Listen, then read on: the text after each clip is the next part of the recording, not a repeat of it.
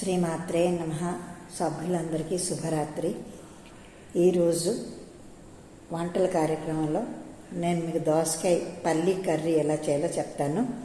కావలసిన పదార్థాలు: దోసకాయలు చిన్నవి 2, వేరుశనగ పల్లీలు 100 గ్రాములు, జీడిపప్పు 50 గ్రాములు, చింతపండు 2 రెబ్బలు, జీలకర్ర 1 టీ స్పూను, ఎండుమిర్చి 4, పచ్చిమిర్చి 4, వెల్లుల్లి 4 రెబ్బలు, కొత్తిమీర తరుగు 1 టీ స్పూను, కరివేపాకు 2 రెమ్మలు.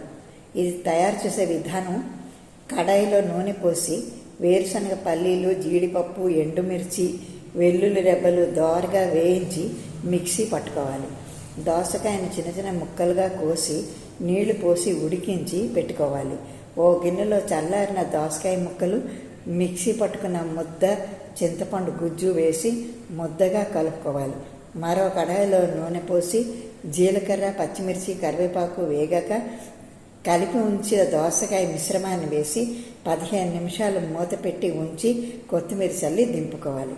ఇది దోసకాయ పల్లీలుతో కలిపి చేసిన కర్రీ. అందరికీ అర్థమైందనుకుంటున్నాను. ఇలాగే ఇంకొక మంచి వంటకంతో రేపు కలుసుకుందాం. అప్పటిదాకా సెలవు. శ్రీమాత్రే నమః.